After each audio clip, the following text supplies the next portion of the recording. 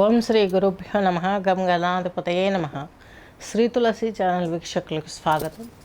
ఈరోజు మనము 2025 యొక్క 7వ నెల జూలై నెల నుండి 1వ తేదీ నుండి 16వ తేదీ వరకు జరుగు మొదటి పక్ష ఫలితాలు చెప్పుకుంటున్నాం.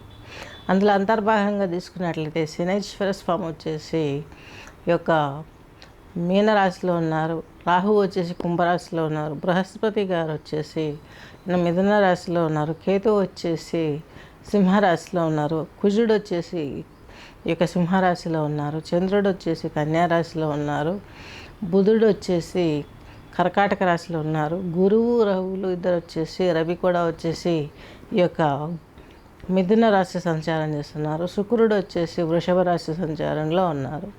29వ తేదీ 6 నెల వరకు వృషభంలోనే శుక్రుడు ఉంటాడు, తర్వాత మిథునంలోకి వస్తారు 29న. అలాగే 16/7 కర్కాటకంలోకి రవి వస్తాడు. అలాగే 26/7/25 మిథునంలోకి యొక్క శుక్రుడు వస్తాడు 26న. 28వ తేదీకి కన్యలోకి కుజుడు వస్తాడు. మా ఛానల్లో మ్యూజిక్ థెరపీ, అలాగే యోగా థెరపీ, అలాగే ముద్రలు, ఏ ముద్రలో కూర్చొని ఏ నామ సంకీర్తనలు వింటే మీ యొక్క అనేక రకమైనటువంటి ప్రాబ్లమ్స్, హెల్తే కాదు, వెల్తే కాదు, రిలేషన్స్ కావచ్చు, వాటెవర్ మేబీ ఉద్యోగం కావచ్చు, ఇవన్నీ కూడా మీకు పూర్తిగా తొలగిపోవటానికి ఇక్కడ మీకు ప్రిడిక్షన్స్ ఇవ్వడం జరుగుతుంది. Classes, astrology classes, yoga classes, music therapy ఇవన్నీ కూడా ఇవ్వడం జరుగుతుంది. గోచారంలో చూసేదానికి మీకు ఒక 20-30% మాత్రమే క్లారిటీ వస్తుంది. అలాగే వ్యక్తిగత జాతకాన్ని పరిశీలింప చేసుకున్నట్లయితే మీ జాతకంలో అనేకమైనటువంటి మార్పులు చేసి అందులో మీకు వృక్షశాస్త్రం కూడా అంతర్భాగం. మనం ప్రకృతి ఆరాధకులం కాబట్టి ఒక్కొక్క నక్షత్రానికి ఒక్కొక్క వృక్షం ఉంటుంది, ఒక్కొక్క రాశికి ఒక్కొక్క వృక్షం ఉంటుంది. ఆ చెట్లను పెంచుకోవడం మూలంగా కూడా మీ ఇంట్లో విపరీతమైనటువంటి ఆనందాలు చేకూరే అవకాశాలు చాలా స్పష్టంగా గోచరిస్తున్నాయి. నెక్స్ట్ కర్కాటక రాశి వారికి తీసుకున్నట్లయితే మీకు రవి గురువులు వచ్చేసి 2వ ఇంటి అధిపతి రవి కర్కాటక రాశి వారికి, బృహస్పతి వచ్చేసి మీకు 6వ ఇంటి అధిపతి, అలాగే భాగ్యాధిపతి.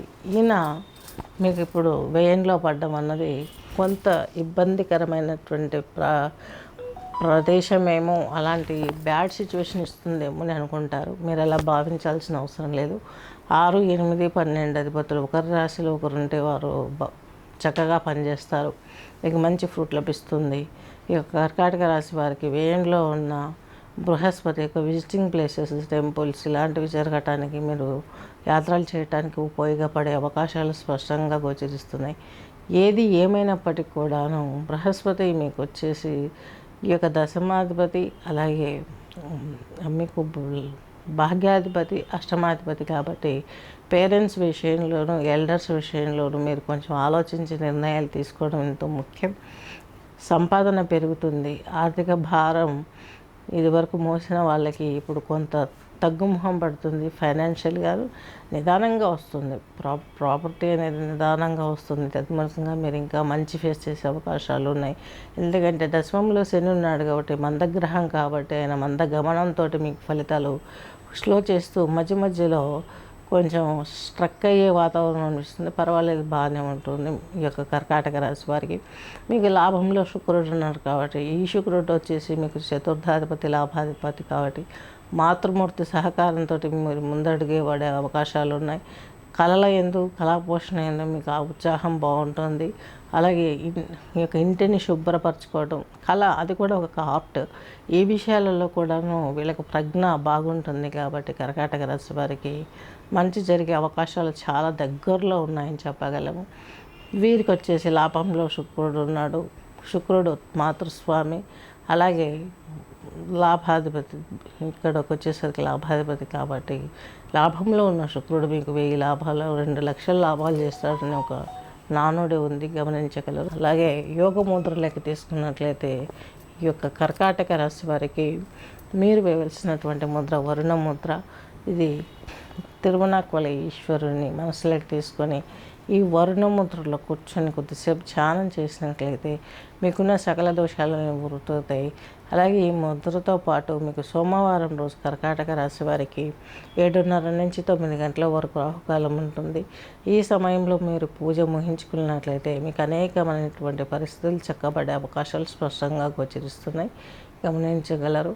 అలాగే మీకు సంబంధించినటువంటి జాతకం చూసిన తర్వాత ఒక వృక్షాన్ని పెంచడానికి మీకు ఇవ్వడం జరుగుతుంది. అలాగే వృక్షం పెంచడం ఎంత మంచిదంటే సనాతనంలో వృక్షో రక్షతి రక్షత అంటే మనం వృక్షాన్ని నాటి పెంచి పోషిస్తే ఆ వృక్షం మనకు ప్రాణాన్ని ఇస్తుంది, జీవితాన్ని ఇస్తుంది, ఒక ఉద్యోగాన్ని ఇస్తుంది. మనం గమనించండి, పూర్వము కర్రలు అమ్ముకునేవారు, కర్రల పొయ్యిలు ఉండేటివి, అదొక వృత్తి అప్పుడు. అలాగే ఇప్పటికైనా ఏమైనా మిగిలిపోయింది ఏముంది, ఇప్పుడు మనము దారబంధాలైనా మంచాలైనా ఏవైనా ఈ కర్ర నుండే వస్తుంది. ఈ కర్రతోటి మనకు ఆక్సిజన్ వస్తుంది. ఇన్ని ఆలోచించి ఏ జాతకునికి ఏ నక్షత్రంలో ఏ రాశిలో ఎలాంటి చెట్టు పెంచాలి అనేది పెద్దలు నిర్ణయించారు.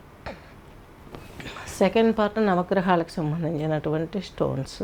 థర్డ్ పార్ట్ వచ్చేసి అటు కావాల్సిన దానాన్ని దానంగా బ్రాహ్మణులకి ఇచ్చి దక్షిణతోటి ఆశీర్వాదం తీసుకోవడం వచ్చేసి.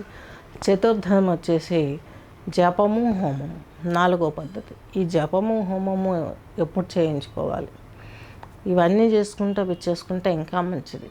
ఎందుకంటే ఎవరూ లేదు, డబ్బు లేని వాళ్ళకి 3 బాగా పనికొస్తుంది. కొంత స్తోమత ఉన్న వాళ్ళకు ఈ 3తో పాటు ఈ 4వది జపం హోమం కూడా చేయించుకుంటే ఇంకా మంచి జరిగే అవకాశాలు స్పష్టంగా గోచరిస్తున్నాయి. స్వస్తి.